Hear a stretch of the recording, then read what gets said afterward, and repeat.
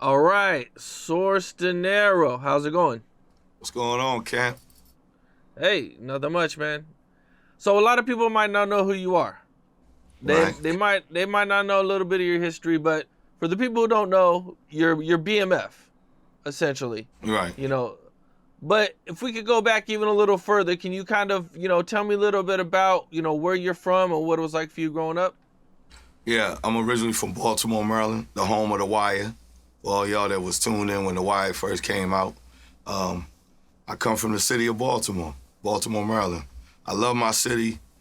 I hate my city at times, but I love my city. It's one of those type things. I never turn my back on the city, and I rep it to the fullest. Um, Coming up, it's no different than any other urban metropolitan city. The struggles, the stripes, from homelessness to, crime. It definitely was real. Baltimore has always ranked in the top 10 when it comes to murders. Homicides, armed robberies, assaults, or whatever the case may be. Unfortunately, even though we don't have the mass amount of population like most, bigger metropolitan cities like New York, Philly, etc., DC, for example. How old were you when you first seen extreme violence? Your first account of extreme violence? I had to be like 12 years old. I come from a neighborhood called Park Heights, Zone 15, that's what we call it. We got different zones, and I come from Zone 15, the west side. And I was outside, a little shorty playing with my friends, and there was something going off to the right-hand side of me. Two gentlemen were having a dispute, and then one of them pulled out a gun, let loose, killed the other one. Damn, 12 years old, man. That's young. Yeah. What were you thinking at the time? What did your family tell you? I froze, of course, we little shorties, we out there playing ball, kicking the ball, just kicking with our little friends or whatever. So, we didn't know, I didn't know what to do, and I had to wait a second. And then when eventually the person who did what they did, they trotted off, I V-lined to the house. You know what I'm saying? And I eventually told my grandmother and my father, what had happened. They sat me down, just try to talk to me like, try not to think about it, blah, blah, blah. Unfortunately, it was sad and depressing. And, when you are outside with your friends, just be careful, be mindful, and just, keep a watchful eye. Because any given time, like I said, everything was fine. And then next thing you know, they had a few words, and next thing you know, the gun rang out. Damn. Okay. Now, growing up in Baltimore, it does have a pretty rough, reputation. What was high school like for you? High school was cool. I was kind of like a geek or nerd. I wasn't a popular dude, but I played sports and everything like that. I only had one girlfriend all through high school. You had some of the guys that thought they was gonna be bullies or whatever the case may be. I just never backed down. I won some, I lost some. You know what I'm saying? As time go on, you had the little squabbles, your little misunderstandings as a child, and when wasn't no, going to extreme violence and someone, up to this day and time and what's going on in the world, that people trying to, you beat up somebody or y'all get into a fight and you get the best of them, they ready to go get a strap and shoot you. Now, growing up, did you ever get arrested? Yeah, I was off the hook. I was in the streets early. Actually around 12 and 13. I was running around, doing things I shouldn't have been doing, out there on the block. I wanted what I seen the older cats, the cars, the jewelry, money in my pocket. I came up in poverty, so I didn't have nothing. So everything I had to go get it. Can you talk about what you got arrested for? Drugs distribution. Yeah. And you said 12 and 13? Yeah. I was out there. Okay. I was out there pitching. How does somebody that young get involved with selling drugs at that age? I mean, you either gonna eat today or you gonna starve tomorrow. It's bottom line. You gotta get it. If you want to eat and you want to fill your belly up, or have clothes on that keep you warm or whatever. My parents, remember, they didn't have money like that. So I had to do what I had to do, and then I wasn't old enough to get a job, a little part-time gig or whatever the case may be. That wasn't on my agenda at that time. Was there any other kids your age out there also, or were you like the youngest guy? No. It was a couple other kids that was out there that jumped off the porch too. Okay, how much money would you say you were making at 12 and 13 years old? I probably made about $300 or $400 a week, which was pretty good at that age anyway. Yeah. Cause I would be out there for a few hours at a time, pitching. So when I say pitching, the pitching is like you came to the adult, the point man, you gave him the money, he nodded, he sent them down the street, boom, and I hit him. They need two, they need one, you know what I'm saying? And they kept it moving. Being that young, when you get arrested, how long were you in jail for? I mean, that's juvenile. At that time, yeah, they let me go, you know what I'm saying? So I was in and out, getting into trouble. I got in trouble like 4 or 5 times, juvenile. Then as I got older, you know what I'm saying? That's when reality set in when I got close to us. Between 17 and 18, I got locked up and I was looking at some serious time and everything. But I never had really nothing substantial on my record. So, I had to go through a process. The judge gave me one more opportunity and was like, hey, if you come back in this court, I'm gonna slam you. I was drug dealing. I loved the life, I loved the adrenaline. As I got older, I was getting better things. I was driving at 16. I was wearing Coogee sweaters, in Baltimore. Coogee sweaters like $400 a pop, $500. So I was wearing the suede fila sweatsuits, you know what I'm saying? Paid in full. When Paid in Full jumped out, you remember? Cameron and Barksdale and everything, like, when they was on there doing their thing with the Paid in Full. So that was my time of the year. Around what year was this that you were growing up in Baltimore? I was growing up in about 86, because I was down south for a little bit, and then I came back up top. Okay. You get arrested, the judge sees you, but you're not quite 18 yet, so they still kind of take it easy on you. Yeah, I was blessed, because he was getting ready to hold me. I was about to turn 18, and then he would have brought me in and tried me and hit me with some time. But he gave me a second chance. He didn't want my record to be messed up. He said he saw something, which I'm thankful he did. He sent me through the program and everything, and I finished, got my, get your education, do what you're supposed to do and everything. And then when I got out of it and everything, that's when I went into the military. And that's what really changed my life, to do the right thing. Okay, so now you give up the streets and you go to the military. Right. How long were you in the military for? 8 years. Oh, okay. You were in there quite a while. Yeah. Okay, now you get out. Do you go back to the streets at any point, or were you completely done? I was completely done when I got out and I came back to Baltimore and everything like that, to live my life and everything. I always had a fascination with music, getting into the entertainment business. That's when BET was in full swing, doing their thing. At that time, me coming out the military. So I always said either I was going to be a lawyer. I think I could have been a good lawyer if I went to school and did what I did, or either be into the music business. So I chose the music game. How did you link up with BMF? I linked up with BMF courtesy of Bleu Davinci. Bleu Davinci, regardless of what, has transpired and things and the accusations, that brother was nothing but good to me. He opened up a lane. He showed love to me. The co-CEO of Uncut Raw TV, DVD magazine. Shout out to my man DRX. He from the Boogie Down Bronx, New York. He was the owner. And he discovered me to be a host, to host a lot of the DVDs and everything. And that's how I hooked up with Bleu Davinci and met him, courtesy of DRX. And it just went from there. So anytime Bleu, Big Meech, J-Bo, Big Cuz, Bull, Computer, Kiki, Baby D, from Big Ohm Records. Whenever they pulled up or they wanted to get some footage or, the cover, because they was trying to break into the music game, doing their thing around the Jeezy time and all that stuff. they would call us up and we would cover it. So I can never forget that, you know what I'm saying? Regardless of what's going on, I don't get into that. I just know that Bleu was solid. He was day one, A1 with us. And he showed us nothing but love. And Big Meech and Bleu, they took care of us. Every time we filmed, they paid us. So, Big Meech definitely fed a lot of people. Bleu definitely helped a lot of people eat back then.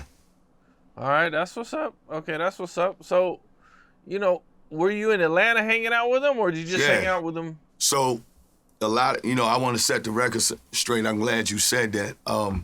There's a DVD that came out, and it's called World is BMF. That was the #1 DVD in the world. That's when Big Meech threw his $1 million party with the Tigers and everything like that, right? We did that.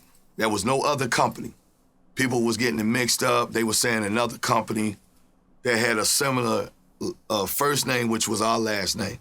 Uncut Raw TV DVD magazine, right, was the one and only that shot that DVD that covered his $1 million party with everything and how everything turned out. And it was the #1 DVD. Don Diva magazine that year voted our DVD the #1 DVD. I'm not taking nothing away from all the other ones that was out. Sub-Zero, that's my man. Shout out to Sub-Zero. K-Slay had his joint. You had the Raw Report. You had Cocaine City. It was a host of others. Before this podcast and the YouTube and like yourself is doing the thing, the DVD game was definitely in full effect. That's how I met Vlad, too. The Butcher. That's his nickname. He was a DJ. Oh, okay. Okay, that's what's up. All right, now, a lot has been going on with BMF, Big Meech, 50 Cent. It's been crazy accusations going on. Tammy Cowan is being brought up. What is your thoughts on everything going on with all of that? Well, my thoughts is that Big Meech is a nice guy, in my book. He always played fair, always was respectful. He always had love. He always backed his, the men and women that he dealt with and worked with. He's a boss. And I just think, and I'm not making no excuses, because, some people, when they see this interview, they go, oh, man, he's just trying to, blah, blah. No, I'm not. I'm just being real. The man been a boss for so many years. He didn't have to answer to nobody, him and his brother Terry. So when it came to the music and entertainment side that I was a part of and being around or whatever the case may be, the man know what he wants and what he wants to do and when he wants to do it. So when you got another boss who is 50 Cent, Curtis Jackson, who I also know, I knew him when he first started because I've been in the industry that long. He's a good dude too, and he's solid, and he's just about loyalty. I just think that Big Meech got caught in the matrix and didn't realize, but Big Meech mind, one thing about Big Meech, he mind his business. The Rick Ross and 50 Cent beat, Big Meech ain't got nothing to do with that. Let's look at reality. That man been in jail for 20 years. So you can't even put him in that thing. Unfortunately, when he came home, Rick Ross gave him a bag, whatever it was, whatever they worked out when he did that, that drop in that commercial, which started everything, that just fell everything apart and everything. And I just think that Big Meech is a boss, 50 Cent's a boss, and when you got two bosses, sometimes y'all not gonna come to agreement or see eye to eye. You know what I'm saying? I just hope they, try to resolve it, salvage it, and move forward. As far as Tammy Cowan, I don't know her. I never met her. I don't know nothing about that woman, what she had going on or whatever the case may be. But whenever I dealt with BMF or been around them, I was always around Bleu, Big Meech. We always went out to the parties, the crowbars, all that stuff. We got all the footage. See, the footage don't lie. You know what I'm saying? And there's gonna be some people that are, part of BMF, the second wave of BMF, that might say, who is he? Where he come from? Whatever the case may be. We got the footage. Uncut Raw TV, DVD magazine. We got the footage. When that Gangland came out, Capone, remember Gangland? And they showed the BMF? Some of that footage was from us, which A&E never cleared or got it cleared. Yeah. So my man already got the lawyers on that. Oh yeah, we need to get that back.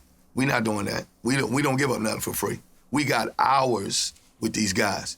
Not no illegal activity that they were doing. We're talking about music and entertainment. that we got, that my man got to own them. And me hosting and being a part of whatever events they may have had throughout the country. What did 50 Cent mean when he said Meech came home trying to be like Pablo Escobar? When he said that, it's like, it's okay, so you remember when the fairy godmother brought Pablo into the game, right? If you really understand the history, which I know you done did your research. Okay, and then she showed him some things, and she helped him out. And then he turned around, and Pablo was like, well, he got to a point like, I don't need you no more, right? So what did he do? He broke off, he did his thing, or whatever the case may be. That's what he mean by Pablo. That's how I would take it. Because you gotta, it's no different in that situation. So 50 looking like, dang, I put your family in the mix. I got, you know what I'm saying, they making money. I'm cleaning up, he's basically saying I'm cleaning up the name. People are really in tune, trying to see, you know what I'm saying, and buying into what y'all got going on and what the storyline or whatever the case may be. And now you want to come home and it's like you want to take over. Like you want to say, all right, I don't need you no more. I'm good, I'm home, or whatever. I'm not saying that happened. I'm not saying him and Big Meech had that call. We don't know what that conversation was, but whatever it was, it went left when he got in that video with Rick Ross. And Big Meech didn't know the extent or the level of 50 Cent and 50 Cent and Rick Ross beef. And that's where Big Meech got caught in the matrix. I'm not making no excuses. He's a grown man, he's a boss, he's been a boss. I don't have nothing bad to say about him or 50. I just know they both bosses. In that situation, it went left. And it didn't go left quick. Do you think Meech came home trying to bully 50 or trying to call too many shots over the BMF series? I just think Big Meech came home and said, okay, I'm home. I know I can't get back 20 years. He can't get back 20. He lost time. So he's trying to move forward, and he's trying to get back into the boss status the right way. One thing I do know about Big Meech, he was about the music industry. He always wanted to break and have artists, music, and have a platform where he got an outlet for artists that he got. Because there's a lot of talented guys as part of BMF that's out right now, that's been doing their thing, that's been holding it down. Why he been in jail? You know what I'm saying? So I guess he's trying to establish that, okay, I got this TV show over here. Let's get to the movie. Now I can finally get this music and start discovering talent. You know what I'm saying? That's how I look at it. And I think, 50 had to give him the reality in the business. It's nothing personal, but guess what? I made a deal with y'all X amount of years ago. Y'all signed the deal.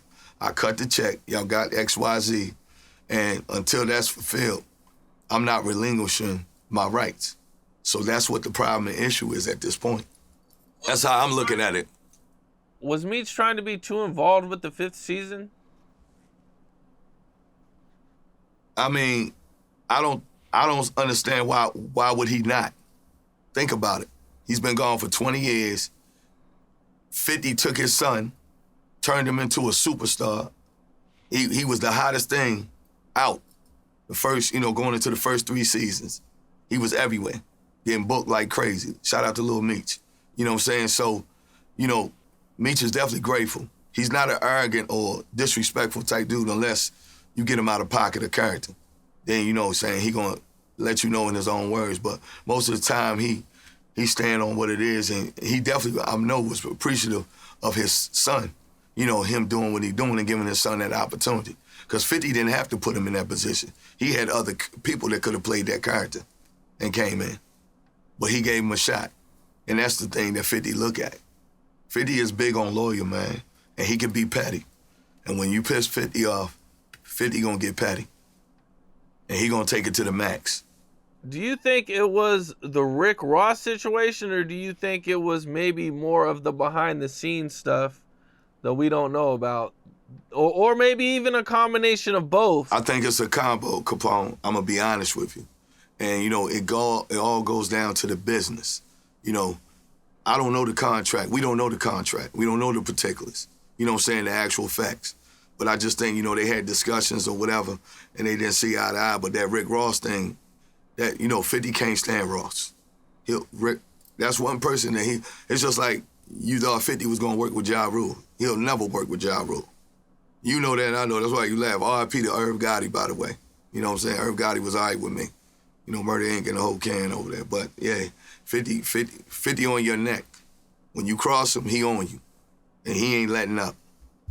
One thing people aren't really talking about is that the show hasn't even officially been canceled. Right. I mean, they was talking about at first when that first broke news, the bloggers was going crazy. Oh, season 4 is over. They not even gonna run it, whatever the case may be. But when 50 threw up that post and he had Lil Meech and with the jacket on and it said the final season, that let you know that's where 50 was at already. He's done with this. He's got 10 other projects that he can work on. That's true, but is it all 50 Cent's call? That's what I was thinking. Like, if that's the case, why haven't they officially canceled it? So my thing is, again, it goes back to the contract and it goes back to business, and I understand business. 50 sold a concept. He went to Stars. Stars paid the money, whatever the case would be. So I guess they got to sit down and talk. And they're probably telling 50 like, hey, we paid you X, Y, and Z over a certain amount of time, and we need to fulfill this contract. So I guess, that's what I'm looking at Capone at this point. And, Meech came home, and Meech just want to be more involved. I'm home now. Some of the scenes that they might be shooting, he want to correct. Because if you remember, you heard Lil Meech say a few times, he would be talking to his father, and father was like, hey, man, why y'all do that, blah, blah, blah, you know that? You know what I'm saying? Meech wanted the show to be as close as truthfulness as possible. There's going to be fiction, non-fiction, whatever the case may be. So you got to look at that. One thing about him, he don't want to sell no narrative or make people think that he was fake and phony. Especially when it's a buy-up about yourself. I hear that, man. Well, from what I understand happened is Big Meech fired Tammy Cowins. And this is kind of what led to 50 actually having the ammo to go after Big Meech. Wow. Okay. That's it. Like I said, again, I don't know her. I don't know nothing about her. I've never seen her in my life. I just knew she was in the mix before he came home. And she was kind of like the point person when it came to the show. You know what I'm saying? Everything. And by her being, I guess she was the executive producer, right? She was the executive producer or whatever. She had a position on that show because you would see her name pop up when they ran the show with the credits. So I do know that. So she had a lot of influence. Right. From what I understand, she's the one that owned Big Meech's life rights. So she was kind of the middleman in between Big Meech and 50 Cent. And I guess the Rick Ross situation was the icing on the cake. If that's true and Big Meech fired her, she's going to feel some type of way because she fought so hard or whatever to get it done. Because, I heard what was they saying a couple of places didn't want to take it. They weren't going to touch it. But 50, I guess she got with 50 ever how she did, and 50 took the Stars and it went from there. And that's how it got green-lighted. Have you heard any rumors about how much Tammy's going to be getting paid to do this documentary? No, I haven't heard anything, but, knowing 50 got the money, man. So whatever that documentary going to be, everybody's waiting on that. Everybody's waiting on that. That's what I'm hearing. When's the documentary dropping? Well, I've heard that it's going to drop around the beginning of June, around the same time as the show, the season 4 show. So watch this. Didn't I tell you that 50 was petty? That's some man. That's diabolical. You know what diabolical stand for, Capone? Yeah, man. I told you. Once 50 is on your neck, Tony Yayo says it every time. That's my man, Tony Yayo. He said it. 50's crazy. And when he managed, he's on your neck. And he's not letting up. Yeah. Have you ever met Little Meech? I met Lil Meech when he was a little baby. We got the footage. When Bleu, Davinci, Fabulous, and Jeezy did a video shoot. I seen Lil Meech a few times. He was a kid. He run around, the locations, and we doing the music and everything. And I got to give a shout out to R.I.P. Juice. Juice was an important factor. A lot of people don't talk about that, but Juice was an important factor. She worked with Big Meech with the magazine and different things of that level. She was really the glue. Unfortunately, she lost her life in 2016, if I remember. She passed away. R.I.P. to Juice. If you ever get a chance, just look her up. She was definitely influential when it came to the BMF brand. And she worked on a lot of things and putting different things together along with Big Meech, Bleu doing his thing, and, a few other people that was, part of that intricate part. I've heard a lot about her. I've definitely have. I'm not familiar. I haven't did the research and anything, but I've heard a lot about her. Man. Yeah, definitely. So a lot of people have kind of questioned Meech, about all the money he's made and not helping his dad out or anything. They're saying, he should have, Meech should have gave his dad some more money. Right, I got you. So my take on that is that's Detroit business. That's Terry and Big Meech, Detroit business. I never was a part of Detroit business where it began, BMF, before they got to Atlanta and started doing their thing, as you seen how the series. So I can't speak on that, but the times that I was around, Big Meech was never cheap, and he always showed love. And he fed a lot of families, and he fed a lot of dudes in the BMF and put them in situations. Whatever they were doing, being a part of the chapter. Whether it was part of that life or trying to do this music and really get it up and running. Now, 50 has kind of said a lot of things, like he helped Little Meech out, he put him through school, helped him do a lot of things, man. I think I even seen where they talk about, 50 Cent helped him get out of that gun situation he had at the airport. Right. 50 shrewd. 50 like Jay-Z, man. You know what I'm saying? Like, it's certain people in the industry that you don't want to step on their toes. Ain't nobody want to play with Jay-Z or Beyonce. Nobody want to play with 50. 50's up there. 50's building the second biggest movie studio right behind like Tyler Perry in Shreveport, Louisiana. Come on. He there. You know what I'm saying? You talking about the kid that came from Southside Jamaica, Queens. You know what I'm saying? Was on the block like me, a shorty. Got shot. You know what I'm saying? Possibly stabbed, all types of stuff he been through. The man been through a lot, you know what I'm saying? And he just got a different mindset. And 50's a go-getter. He's hungry. He never wants to ever be broke. Anybody in this industry, you get to a certain level, you never want to be comfortable. You never want to be comfortable in a relationship. You never want to be comfortable in this industry. You want to always treat it every day as it's your first day at work. Look at you, Capone. You don't treat it like you comfortable because you one of the biggest bloggers out there, but guess what? You still get up and you treat it as if it's your first day trying to get on and get your numbers up and do what you're trying to do. And that's why you consistent and everybody rock with you, right or wrong. No, that's real shit. And that's the best advice. Like I said, I got mad love and respect, and I appreciate Big Meech for everything he did. I appreciate Bleu Davinci. 50, that was my man. Jam Master Jay, that was my guy. He always stayed in Baltimore a lot. And 50 was signed to JMJ with Onyx and everything back. That's how far I go back with 50. So I knew how 50 was. 50 had that same mindset way back then. He had no surrender. Failure's not an option. He don't believe in failure. And if 50 rock with you, 50 gonna give you the world. But if you cross him, he gonna squash you like a grape, bro. He petty. That's something he ain't gonna never get rid of. So you met 50 all the way back in the 90s? Yeah. When he was signed to Jam Master Jay. Jam Master Jay, you gonna go look it up. When Jam Master Jay, unfortunately, he lost his life in that situation.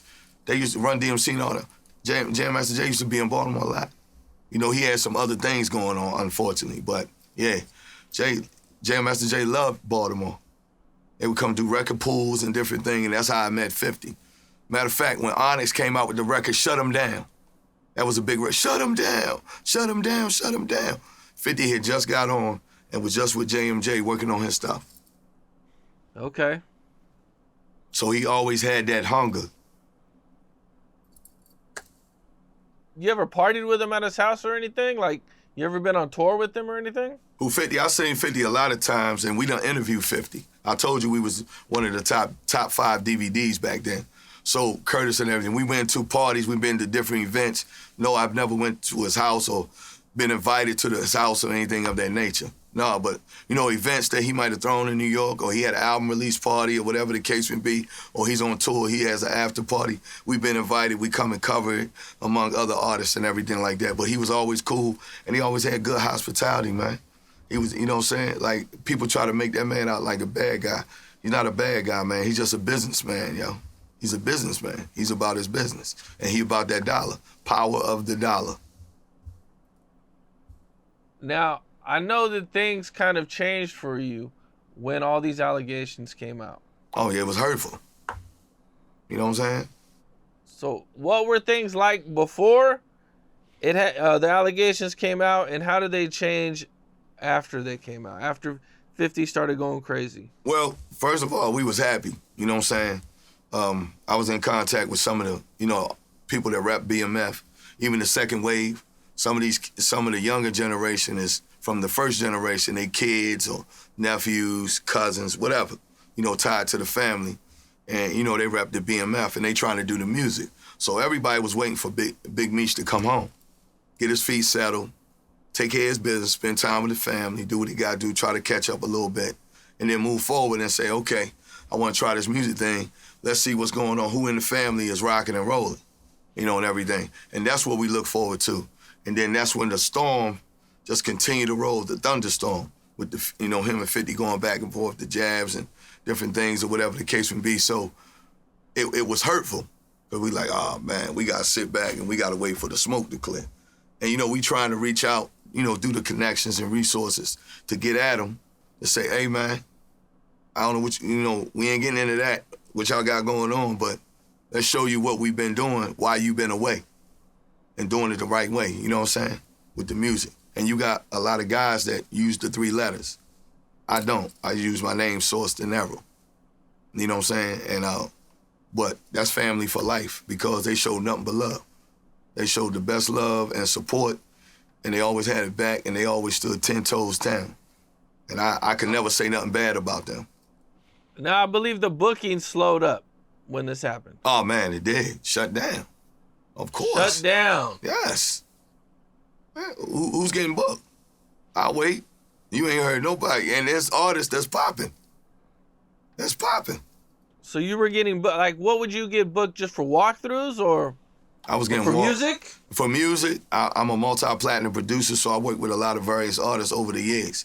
So I got a lot of opportunities and a lot of bookings and whatever the case may be. But when that happened and we trying to get with him to say, okay, here go the new BMF when it come to this music. Okay, he was pushing Bleu. He put a lot of money into Bleu. You know what I'm saying? He believed in Bleu Davinci back then to get it up and running. And he put it in Bleu hand, you know what I'm saying, to get the company up and running and do what they need to do. And that's how it was. So now you got other outlets and other pointers. You got some young boys that's part of BMF that's popping, if they just given the opportunity. You know what I'm saying? I think Big Meech could have went to any of these labels if him and 50 didn't have that, that falling out. 50 might have helped him, got him a deal, got him some money up front on the music side and what he trying to do. Educate him. I think that's what we was hoping. And then unfortunately, all hell broke loose. And then the bookings just stopped. Yeah. Flat. Boom. Yeah, nothing. definitely for some of the guys I know that's BMF, they use the 3 letters in front of their name or at the end of their name, they can't get booked. They can't get booked. Where they getting booked at? Wow. The biggest artist on BMF is who? And that's Lil Meech. He was the only one that was eating like that. And look what happened. You don't hear it. I don't hear it. I don't see it. He was getting booked everywhere. They was booking him. He was, and then when that blew up, it slowed his money. And he was getting the money. He was getting to the bag. And he's not even an artist, but I'm just saying he was definitely carrying the BMF on his back before his father came home. So not even Little Meech can get booked like he used to. I don't see it. I would see flyers pop up. He got booked in Oklahoma, or he out in L.A., or he there and everything like that. again, when it comes to this industry, it's just certain people that you just can't play with. 50 Cent is one of them ones, man.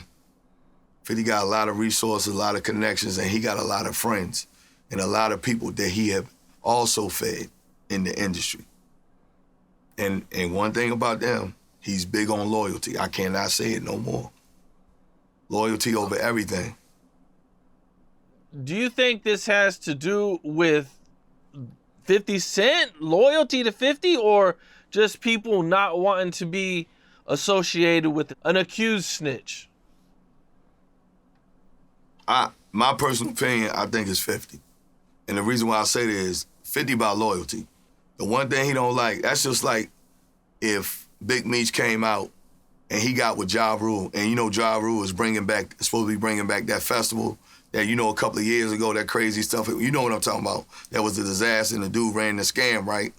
Yeah. And then I guess they revamped it and tried to do it or whatever the case may be. And Big Meech is standing there next to, on the shoulder of Ja Rule. Even though Big Meech knew that these two were enemies, but Big Meech didn't know the extent because Big Meech don't put his nose in people's business. The man never carried himself like that, man.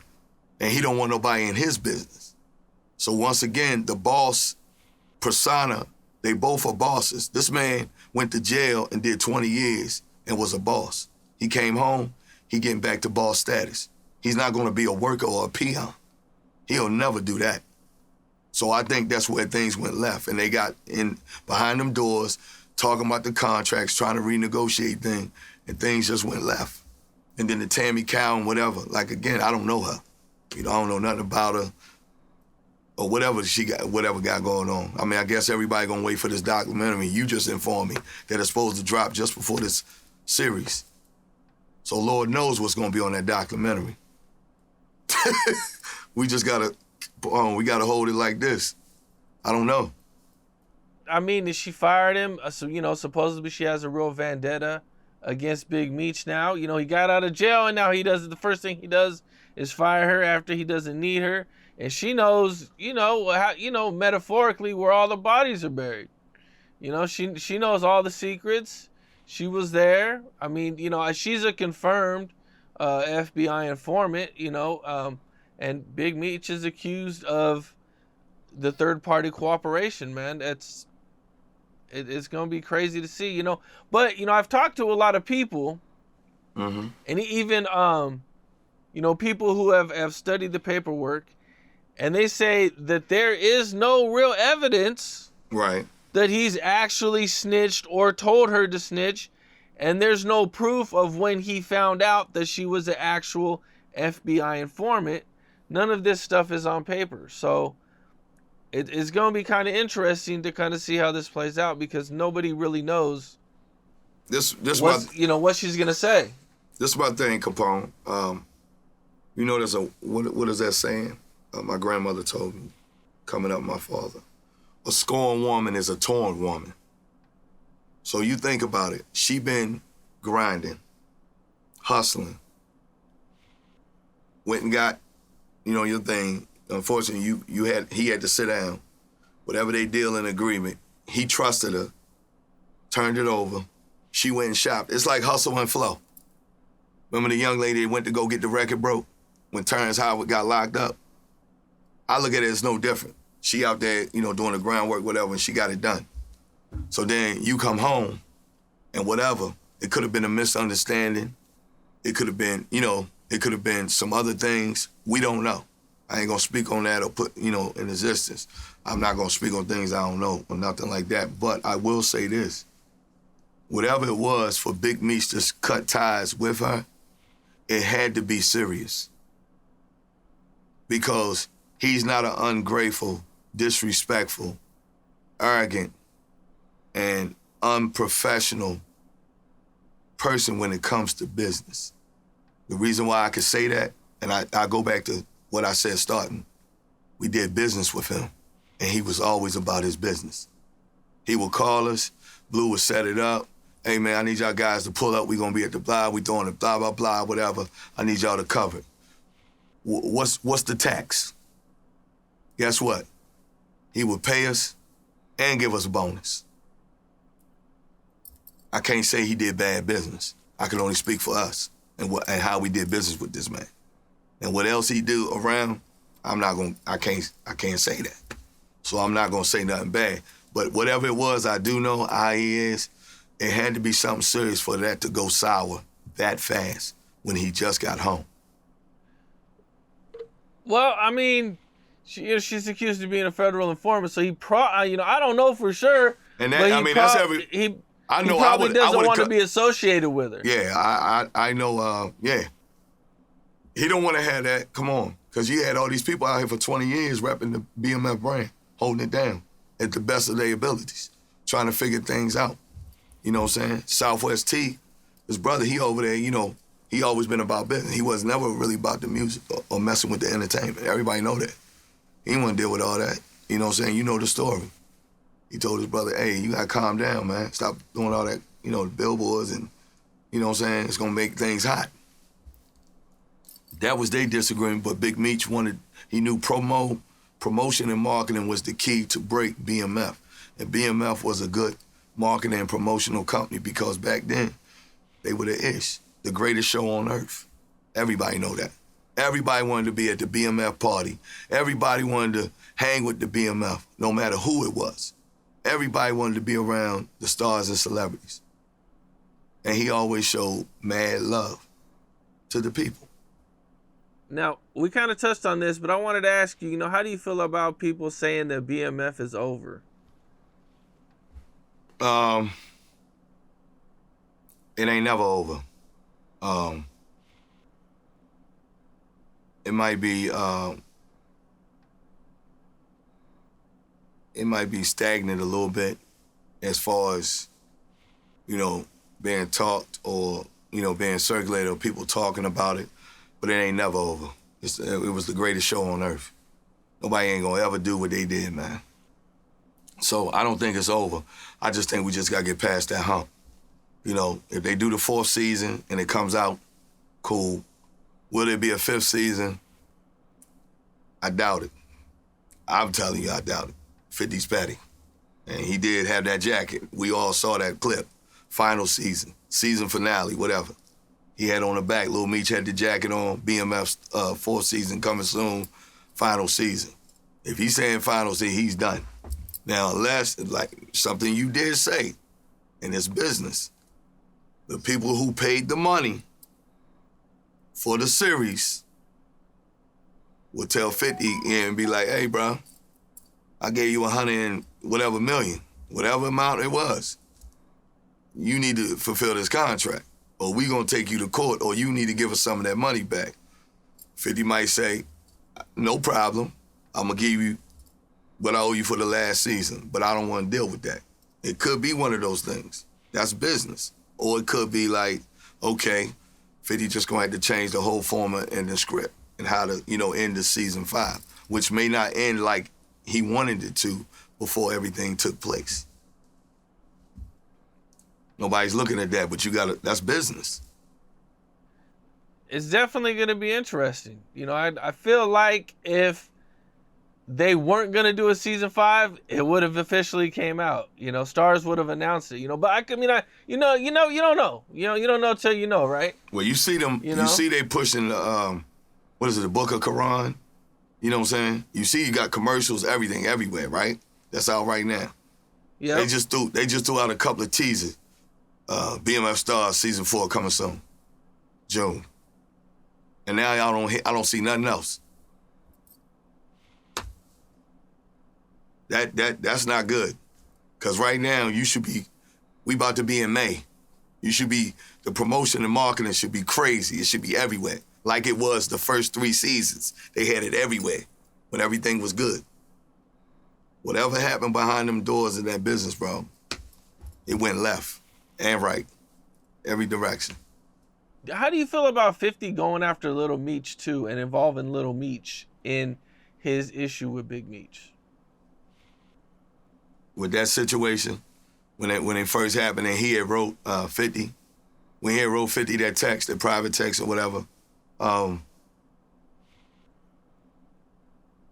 50 a cold dude, man.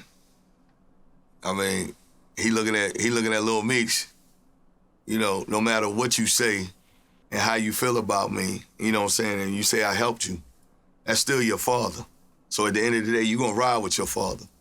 So he just like, forget it. I'm going to ride on your little tail too. So he went in there, you know, he threw him in the mix. He just got caught in the system, man. Lil Meech don't know, man. He don't know, man. He's just a young brother trying to do his thing, trying to, you know, do what he got to do. And, you know, there's always casualties at war. You know that, Capone. And I just think he got caught as a casualty. I ain't making no excuses. I ain't making no whatever the case may be, but he don't know. It's deeper than rap, I'll say. 50 did turn on Little Meech pretty hard. I was kind of surprised that he, you know, because people say that Little Meech kind of seen 50 as like he said a second father. He said it in an interview while his father was locked up, even though he loved his father and he talked to his father all the time, and father gave him insight and gave him words, and he talked from jail and, you know, stayed in contact with him and everything. He looked at 50 because 50 was the protector. 50 was, you know what I'm saying? 50 was making, hey, don't do this, don't do that, you know what I'm saying? Make sure you, he told him, you better go to class, you better get them studies, you better learn that stuff, whatever the case may be. And he gave him his props. He never took that, even when he said the text. Though I think he should have revealed the text, and 50 was going for the juggler back in Meech because of that Rick Ross. That was the icing on the cake. Now, you know, 50 already had the Tammy. That was already sour. You just said that. You know what I'm saying? When she got fired. So now, you know what I'm saying, when that Rick Ross came out and he was with him and he promoting the car thing, that really flipped him. And then, you know, you got to remember something. A lot of the people that Meech and all them know and you know, familiar with, there's a lot of people that know 50. They know a lot of the same people. So 50 getting phone calls. Yo, you see this? Yo, you help that family? Yeah, you know how people talk. Man, that's what he doing to you? Didn't you help this man? And this is the thanks you get. So how you think 50? 50's still a human. So he got to sit back and he like, really? I just put XYZ amount, got the name, got the brand, getting it popping, and this the thanks I get? So he took the gloves off. He's like, forget y'all. Now y'all my opposition. I told you, once you piss 50 off, he petty. And he not gonna let up. He not. Do you think Big Meech is mad at Rick Ross over this? I would be. And you know what I'm saying? And I know Rose, you know what I'm saying? He a cool dude. I don't have nothing bad to say about him. It's just that, you know, Rick Ross, you knew how deep your beef was. You gotta remember something. If nobody remembers nothing, 50 had Rick Ross' baby mama. You remember that? Yep. Who I do. now is a YouTube sensation. By the way, I love her. She crazy. She funny online. What's her name? Tia Kemp. I think it's her name. Tia Kemp. But his baby mother, regardless if they was together or not, that's still his mother of his child. No matter what, he's gonna, you know what I'm saying? And they were beef at that height. So Ross, no matter what, he gonna still feel some type of way. And that situation, he came right back. Cause he looking like, yeah, think about it. He got Meech. Oh, you think you and him are tight, right? That's basically how I would look at it. Oh, you thought y'all was tight? You thought he wasn't gonna do no business with me? Cause you over there and you helped him out, or you got the show up and running, blah, blah, blah. Nah, Big Meech is letting you know that he's open for business, and if it makes sense, you know, he might give you an opportunity to work with you. Again, he's back in boss status. That's all he know, being a boss. You can't fault him for that. He been a boss since they was young. Him and Southwest T, they been bosses. They been bosses. They didn't answer to nobody, they answered to themselves. That's how they built the empire. That's how they got to where they was at. So what you're saying is you kind of think that Ross used Meech to get back at 50? Of course. Ross has never lived down when 50 had his baby mom up there. It was in New York or whatever, wherever they was at. Matter of fact, I just seen the clips pop up with her. Come on now. 50, Ross ain't gonna forget that. Ross can be petty too. They two petty guys. They just from two different worlds. I'm going to be honest with you. And Ross ain't never forget that. I just think, unfortunately, Big Meech got caught in the vacuum. He fucked with Ross. Ross made that song, I Think I'm Big Meech. Like, you know what I'm saying? Which was a big record. He showed him love. Do you know anything about the concert getting canceled? Nah, I mean, you know, I heard the same mumbo jumbo that everybody else heard. You probably might know more than me with that. Did 50 have something to do with it? 50 made it clear. He said, man, I ain't had nothing to do with that. I don't know what y'all talking about. Stop calling me about that. I don't know. I don't know what the particular is or whatever. I haven't heard anything. It just died. They talked about it a couple of days in the blogs, and then it just like, whew, it disappeared. Ain't nobody really talking about it. Yeah. Damn. So I don't know. Maybe you may know more. You know, you got the ear and the eyes to the street, Capone. You know how you do. I mean, I haven't really heard too much. See?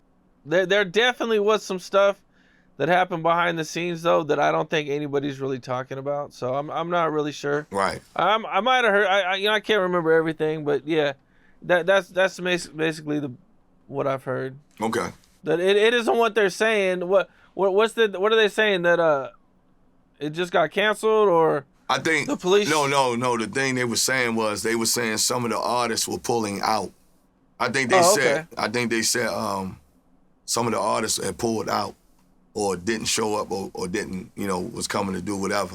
I don't know. And then I guess the venue said, well, the show got canceled like a couple of hours before the show. Okay. And that didn't stop Ross, because Ross ended up making an announcement and said, hey, we're going to be over here at this club called so-and-so, come party, blah, blah, blah. So he ended up having an event. And he went over and made some money. But he's home, though. He's in Miami, so, of course, he's going to be able to do that. They still going to show him love. Okay. Well, yeah, is there anything else you want to touch on before we get out of here? Hey, man, this the Big Meech and 50 Cent and the whole BMF family, squad, affiliates, associates. Keep your head up, keep strong, keep doing what y'all doing. Big Meech, need to holler at us, man. Uncut Raw, DVD magazine. We got a lot of footage of you in your heyday when you was trying to do this music, things that you definitely can use. There's a lot of artists, a lot of young artists that's in the fam that's really doing things. Definitely step over, come watch them, give them an opportunity. Let's get back to the music, man. You know what I'm saying? That's all I can say. BMF for life, death before dishonor. My personal opinion, I don't like rats. I don't like nobody being a rat, and I don't hang with rats. And until I see some paperwork, which you just said as well, do the paperwork, it don't point to Big Meech, so I can't say nothing. You know what I'm saying? And I'm not gonna pass that judgment. And I don't have nothing bad to say. I still ain't seen the paperwork with Bleu, where they said he did or took a plea or whatever. I don't know. Till I see that for myself, because I'm a man. I can't speak. I'm not gonna go with that. And the one thing I could say to them two brothers, they showed us nothing but love and respect. And they put a lot of money in our pocket, bro. The right way. That's it. I salute BMF, and I want them to keep their head up. Let's get back to this money the right way. Well, that's what it is, man. I appreciate you for taking the time. I appreciate you, Camp Capone. And just know Baltimore rocking with you the long way. Everybody watch you. So I'm excited, man. I'm the only one that you ever really interviewed out of Baltimore. I was just about to say that. You might be the first person from Baltimore that I've ever interviewed. Yes. Man, that's so, this going to turn me up in my city and the whole DMV. Shout out to Baltimore. Shout out to my wife, my kids, my partner, Eldorado Reds, Uncle Grandpa, Amico Smith, my brother, with my label, Tobias Wilson, and the whole DMV in the world, man. Don't forget. That's what it is. Appreciate you, bro. Thank you. Did you want to add something? That's it. That's it? I'm out. All right, bro. All right, bro. What's up? This is Cam Capone. We got more content like this coming soon, so hit that like button, subscribe, and stay locked in to Cam Capone News.